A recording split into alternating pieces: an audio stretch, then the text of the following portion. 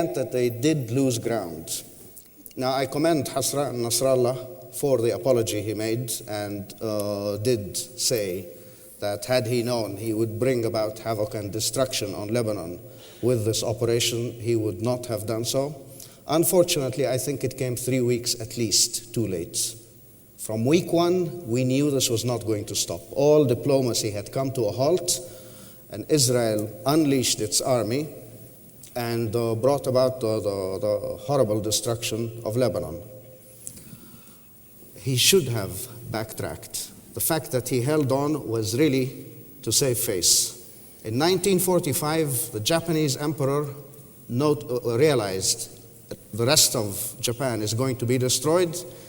He showed statesmanship and put down his sword, and now Japan is the second most powerful economy in the world.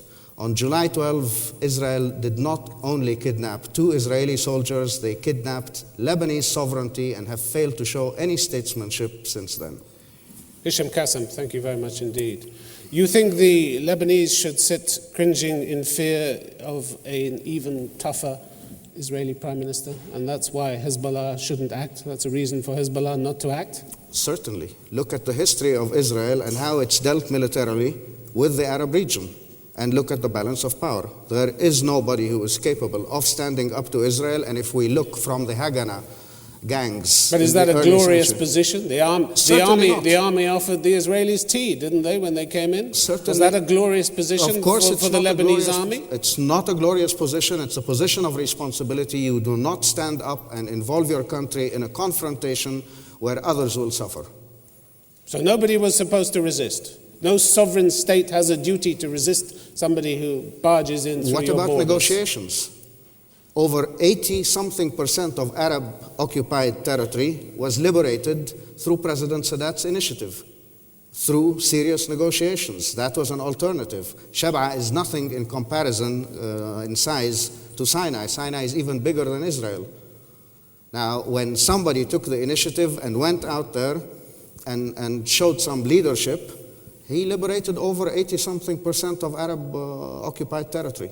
This view from a villager in the mountains above Beirut: my aluminium plant has been ravaged, but we finally lifted the heads of the Arabs. What none of the Arab leaders could do, confront Israel, one person, Hassan Nasrallah, is now doing. Well, pride. Yes, certainly. Yes, but that's not... And that doesn't give them a license, that doesn't give Hezbollah a license to fight a war? No, certainly not. If Hezbollah wants to assume the position of statesmanship, they should show it. And sometimes you have to take difficult decisions. Hisham, Kassem, thank you very much indeed. Now let me please ask Ibrahim El Moussaoui to speak against the motion.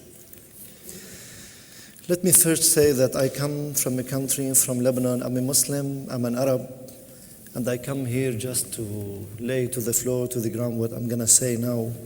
First of all, I'm against this motion because I have unshakable conviction that Hezbollah has the right to fight a war in Lebanon's behalf for the following reasons. It's one of the basic rights of any human being, of any group, of any individual to fight for his liberty, independence, sovereignty, pride, and dignity. When Hezbollah fights, it's not starting a war. You're talking about a response, you're talking about reaction. And when we talk about Hezbollah resistance here, we're talking about the question of legitimacy and the question of authorization. I want to draw your attention that the Lebanese government, the Lebanese cabinet of Mr. Sanyura, that has gained the confidence of our parliament in the June 2005. They submitted a ministerial statement that say in word, literally, the resistance has the right to continue its operations against the Israeli occupation, to liberate Shib'a farms and to retrieve the Lebanese hostages in the Israeli prisons, and to act as a defense for Lebanon. This was the ministerial statement of our government that gained the confidence of the government, of the parliament according to it. So when you talk about authorization and whether Hezbollah has the right to do it or not, you have to ask the Lebanese government, the Lebanese parliament, which is representative of the Lebanese people. Again, if Hezbollah does not have the right to fight a war to defend its country, I want you to tell me who has the right to do so. We don't have an army, a mighty army. We all know now the formula and the equation in the words today. Might is equal to right.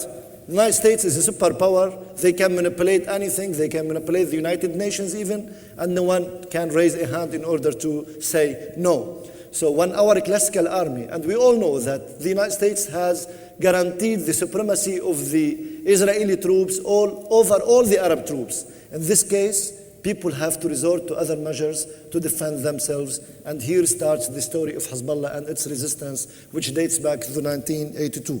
I believe that Hezbollah, in its operations, in its war, in its resistance against the Israelis, it's doing its job, its duty, and its right.